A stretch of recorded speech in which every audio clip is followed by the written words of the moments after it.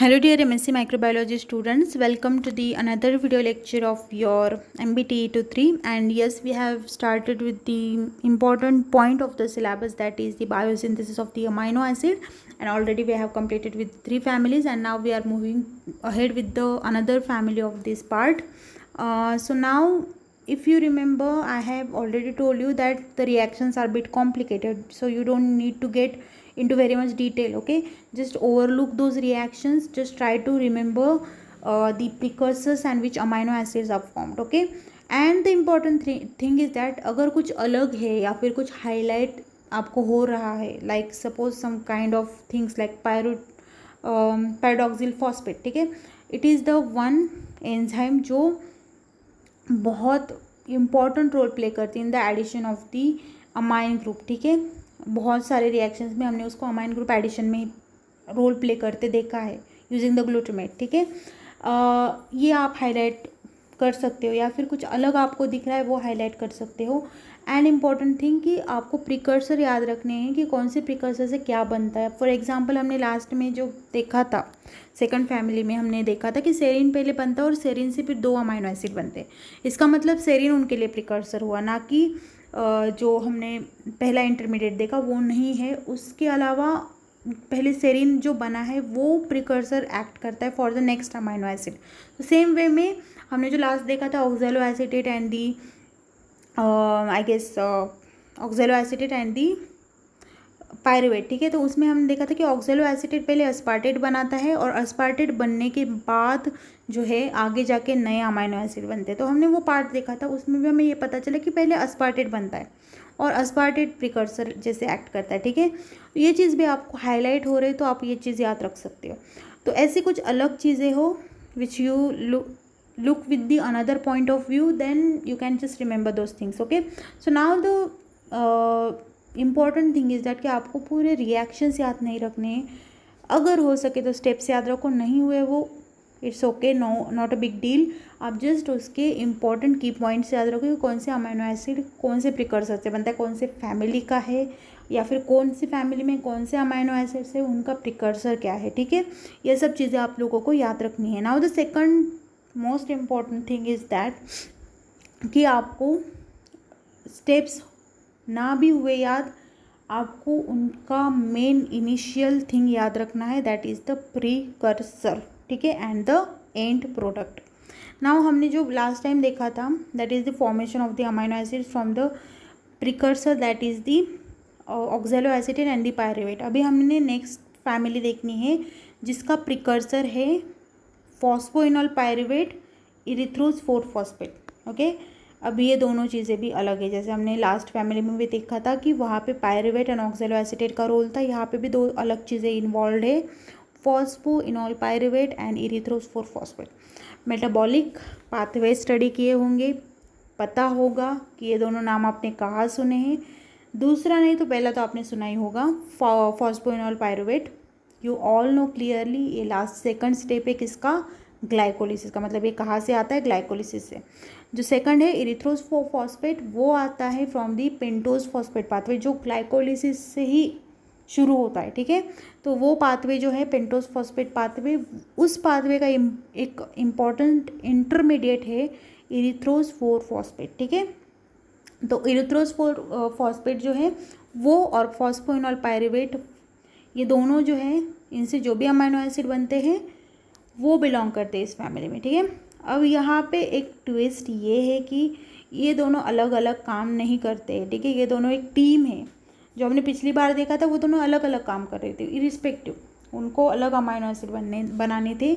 लेकिन यहाँ पे जो ये दोनों हैं phosphoenol pyruvate and the इरिथ्रोज 4 phosphate, ये दोनों एक टीम में काम करते, एक साथ मिला के अमाइनो एसिड बनाते। ठीक है, नाउ यहाँ पे यू कैन सी क्लियरली कि फॉस्फोइनॉल पायरुवेट इरिथ्रोज 4 फॉस्फेट, पहले तो ये दोनों कंबाइन हो गए, वो कुछ बनाएंगे, उसके बाद उनसे बनेंगे अमाइनो एसिड्स। ठीक है, पहली बात या फिर पहला स्टेप है यहाँ पे फॉस्फोइनॉल पायरुवेट और इरिथ्रोज 4 फॉस्फेट जो है पहली चीज़ बनाएगा वो है शिकीमेट। शिकीमेट जो है वो क्रायोसमेट में कन्वर्ट होगा अब ये आपको याद रखना है। I can't give you any excuse that आप ये भी याद मत रखो, ये आपको याद रखना है कि शिकीमेट, ओके सॉरी, यहाँ पे पहली चीज़ बनेगी शिकीमेट, किससे बनेगी, फॉस्फोइनॉल पायरुवेट और इरिथ्रोज 4-फॉस्फेट का कॉम्बिनेशन करके बनेगी, ठीक है। शिकीमेट बनने के बाद बनेगी चोरिस्मेट बनेगी। चोरिस्मेट बनने के बाद ये दो चीज़ों में कन्वर्ट होंगी। मतलब हमें बनाना क्या है, पहले हमें ये दोनों को कंबाइन करना है, उनसे बनाना है शिकीमेट। शिकीमेट हमारा प्रिकर्सन इंपॉर्टेंट नहीं है, शिकीमेट से जो बनता है वो इम्पॉर्टेंट है, वो है कोरिस्मेट, ओके। कोरिस्मेट बनने के बाद बनेंगे एंथ्रेलिनेट एंड प्रीफिनेट, ये दो चीज़ें इंपॉर्टेंट है। कोरिस्मेट बनने के बाद जो एंथ्रेलिनेट बनेगा एंड दी प्रीफिनेट बनेगा, उनसे हमारे मेन अमीनो एसिड बनते हैं, वो है tryptophan, tyrosine, phenyl alanine, okay. मतलब आपको क्या याद रखना है कि फॉस्फोइनॉल पायरुवेट और इरिथ्रोज 4-फॉस्फेट कंबाइन होके क्या बनाते हैं, तो ट्रिप्टोफैन, टायरोसिन, फिनिल एलानिन, मतलब ये तीनों अमीनो एसिड इस फैमिली में बिलोंग करते हैं, ठीक है। इन शॉर्ट मुझे यही बताना है। नाउ पहली चीज़ तो ये कि पहला प्रोडक्ट बनेगा इन दोनों को कंबाइन करके शिकीमेट के बाद बनेगा कोरिस्मेट बन गया, ठीक है। कोरिस्मेट सेपरेट करेगा या फिर सेपरेट हो जाएगा into the 2 products, anthranilate and the prephenate, okay. और ये दोनों फिर और चीज़ें बनाएगी। एंथ्रेलिनेट बनाएगा ट्रिप्टोफैन, याद रखना, एंथ्रेलिनेट क्या बनाएगा, ट्रिप्टोफैन बनाएगा, and prephenate will lead to the conversion into the tyrosine and the phenyl alanine, okay.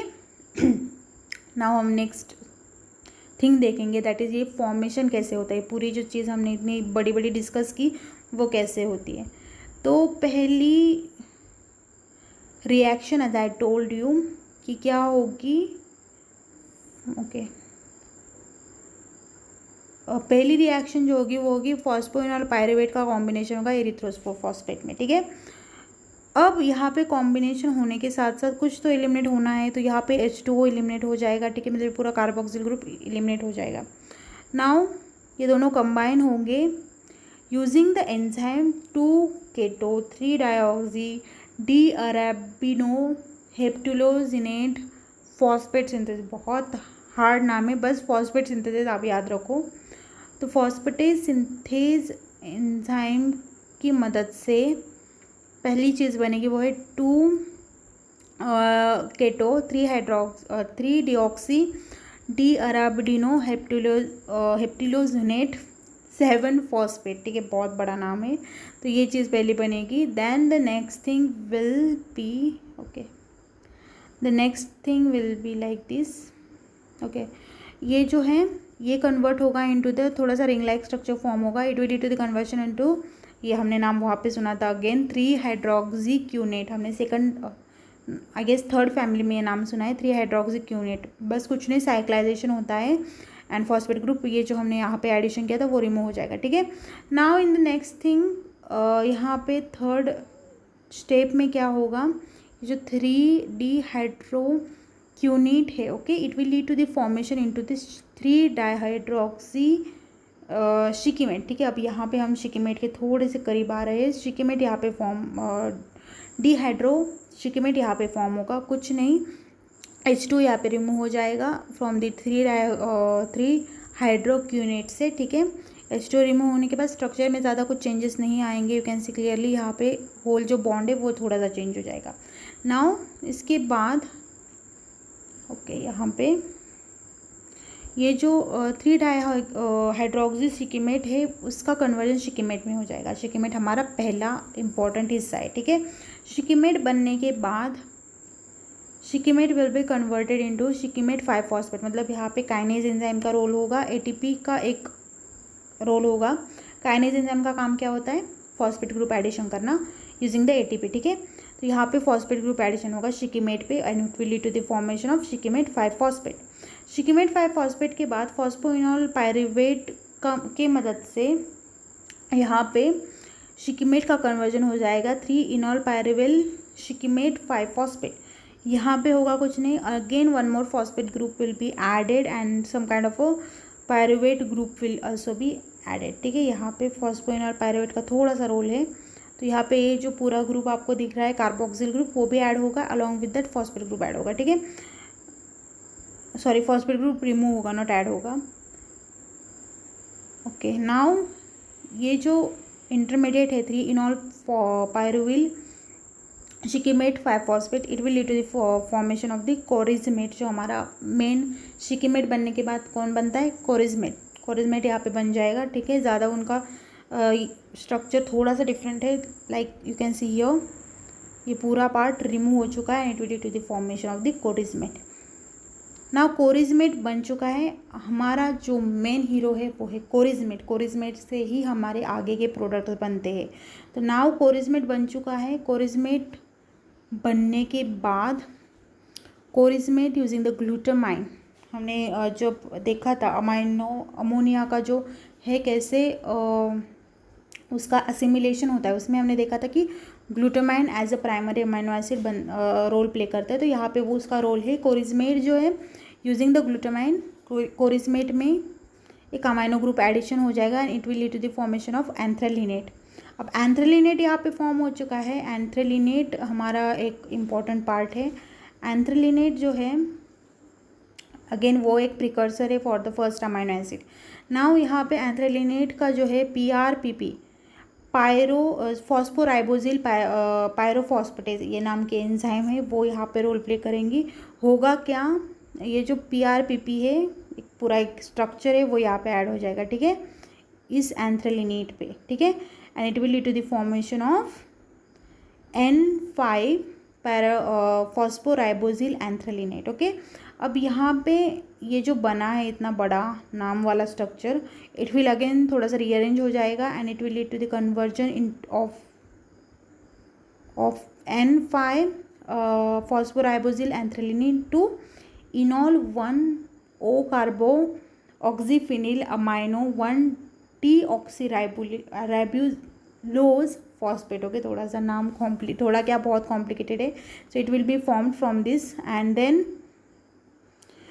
ये जो आपको नेक्स्ट पार्ट है वो आपको यहाँ पे दिख जाएगा। It is the indole 3 glycerol phosphate, okay. तो ये यहाँ पे फॉर्म हो जाएगा। उसके बाद नेक्स्ट स्टेप में क्या फॉर्म होगा, यहाँ पे भी कुछ नहीं, थोड़े से रिमूवल एडिशंस हो रहे हैं, ठीक है। You don't get confused. यहाँ पे थोड़ा सा H2O and the CO2 will be remove, ठीक है। ये पूरा स्ट्रक्चर थोड़ा सा कॉम्प्लिकेटेड वे में बताया गया है। तो यहाँ पे 2 रिंग्स आपको दिख रहे हैं, थोड़ा सा रीअरेंजमेंट होके CO2 and H2O will be remove, ठीक है। ये दोनों चीज़ें यहाँ पे रिमूव हो जाएगी। उसके बाद ग्लिसरॉल्डिहाइड 3-फॉस्फेट की मदद से, ठीक है, सॉरी ग्लिसरॉल्डिहाइड 3-फॉस्फेट जो है वो भी रिमूव हो जाएगा। यहाँ पे ये जो पूरा स्ट्रक्चर है उसमें से glyceraldehyde three phosphate will get removed and it will lead to the formation of the second amino acid that is the tryptophan, okay. तो पहला अमाइनो एसिड आगे सेकंड अमाइनो एसिड बन चुका है यहाँ पे। अब हमें बनाने हैं 2 और amino acid that is the फिलिन alanine and the tyrosine. तो एज आई टोल्ड यू वो किससे बनते हैं, तो कोरिजमेट से, ठीक है। कोरिजमेट पहले बनाएगा प्रेफिनेट, ओके। एक हमने देखा एंथ्रेलिनिन से कैसे बनते हैं, अब हम देखेंगे पेरीफिनेट से कैसे बनते हैं, ठीक है। तो कोरिजमेट का कन्वर्जन पेरीफिनेट में हो जाएगा रीअरेंजमेंट होके। देन पेरीफिनेट जो है as I told you in the first half itself कि कैसे पेरीफिनेट से 2 अमाइनो एसिड बनते हैं, तो इसलिए उसको थोड़ा सा डिवाइड होना पड़ेगा। तो पेरीफिनेट जो है वो 2 चीज़ों में डिवाइड होता है, दैट इज़ दी 2 एंजाइम्स की मदद से 2 चीज़ों में डिवाइड होता है, okay. Four hydroxy phenyl pyruvate and the phenyl pyruvate, ठीक है। 4-हाइड्रोक्स, अब ये चीज़ आपको याद रखनी है, ठीक है। पेरीफिनेट जो है वो 2 चीज़ों में कन्वर्ट होता है, 4-हाइड्रोक्सी पेरीफिनेट एंड दी फिनिल पायरुवेट, ठीक है। तो पेरीफिनेट का जो पहली चीज़ है 4-हाइड्रोक्सिल फिनिल पायरुवेट, वो बनाएगी टायरोसिन, एंड जो फिनिल पायरुवेट है वो बनाएगी फिनिल एलानिन, ओके। अब इसके लिए जो है फिनिल एलानिन 4-हाइड्रोक्स स्टेप सेम है, ठीक है। या ज़्यादा आपको कन्फ्यूज़ होने की ज़रूरत नहीं। अमाइनो ट्रांसफरेज की मदद से एंड ग्लूटामेट की मदद से NH3 लास्ट स्टेप आपको अच्छे से पता है कि लास्ट स्टेप में क्या ऐड होता है, ग्लूटामेट का, और ग्लूटामेट की मदद से क्या ऐड होता है, NH3। तो कुछ नहीं, ये दोनों एरोमेटिक अमाइनो एसिड है, तो एरोमेटिक रिंग स्ट्रक्चर उनका रहेगा ही। तो कुछ नहीं, बस यहाँ पे अमाइनो ग्रुप एडिशन होगा on the phenyl pyruvate and the 4 hydroxyl pyruvate. Okay, phenyl pyruvate, मतलब यहाँ पे स्ट्रक्चर ऑलमोस्ट सेम है, बस यहाँ पे फिनिल ग्रुप का एडिशन है in the formation of tyrosine, और यहाँ पे बस फिनिल पायरुवेट है। ठीक है, तो यहाँ पे फिनिल पायरुवेट एंजाइम सेम है, सब सेम है, बस ग्लूटामेट की मदद से NH2 ग्रुप ऐड होगा and it will lead to the formation of tyrosine and the phenylalanine. बनते किससे है, पहले तो शिकीमेट बनेगा, शिकीमेट से चोरिसिमेट बनेगा, और उसके बाद जो है एंथ्रेलिन एंड दी पेरीफिनेट बनेगा, और उसके बाद उसके रिस्पेक्टिव अमाइनो एसिड बनेगा। यानी इनमें से भी पेरीफिनेट में थोड़ा सा हाईलाइट हो रहा है ये चीज़ कि यहाँ पे दोनों के जो प्रिकर्सर है थोड़े से सेम है। यहाँ पे 4 हाइड्रोक्सिल पायरुवेट और वहाँ पे फिनॉल पायरुवेट। ओके, दोनों सेम है, फिनिल पायरुवेट ही है, लेकिन एक में 4 हाइड्रोक्सिल ग्रुप ऐड है, मतलब 4th पोजीशन पे हाइड्रोक्सिल ग्रुप है। ठीक है, and it will lead to the formation of tyrosine and phenylalanine. बस इनके प्रिकर्सर याद रखो, फिनिल पायरुवेट और 4 hydroxyl pyruvate, phenyl pyruvate. Okay, बाकी ज़्यादा कुछ आपको याद रखने की ज़रूरत नहीं है, I guess. Okay, so now याद क्या रखना है आपको, ये याद रखना है कि कौन सी चीज़ से क्या बनता है। पहले क्या होगा, phosphoenol pyruvate will get combined with the erythrose four phosphate, it will lead to the formation of shikimate, shikimate will lead to the formation of chorismate, chorismate 2 चीज़ों में डिस्ट्रीब्यूट होगा, एंथ्रेलिनेट एंड दी प्रिफिनेट। ओके, एंथ्रेलिनेट से बनेगा ट्रिप्टोफैन एंड प्रिफिनेट से बनेगा tyrosine phenyl alanine. Okay, तो आपको बस यही चीज़ याद रखनी किससे क्या बनता है। Okay, nothing much to worry, nothing much to remember. And इसमें से भी टायरोसिन और फिनिल एलानिन के टाइम पे आपको ये याद रखना है कि लास्ट स्टेप में जो है फिनिल पायरुवेट बनता है, एक में 4 हाइड्रोक्सी फिनिल पायरुवेट और एक में फिनिल पायरुवेट। ठीक है, बाकी सब सेम है उनका। ठीक है, तो ज़्यादा कुछ कॉम्प्लिकेशन नहीं है, आपको बस ये चार्ट याद रखना है। अगर ये चार्ट याद रहा बस हो गया आपका। ठीक है, हर फैमिली में आपको अगर रिएक्शंस नहीं याद रहे, एंजाइम्स ऑब्वियसली नहीं होने वाला, इतने सारे रिएक्शंस, इतनी सारी चीज़ें आपको एक साथ नहीं समझ आने वाली, बस उसका मेन थिंग याद रखो, मेन थीम याद रखो, दैट इज़ दी ये पूरा चार्ट। ठीक है, छोटा सा है, कौन सा प्रिकर्सर है एंड कौन से अमाइनो एसिड। ठीक है, thank you so much and I hope you understood the lecture. Kindly contact me if you have any query, any problem related to any lecture. Thank you again.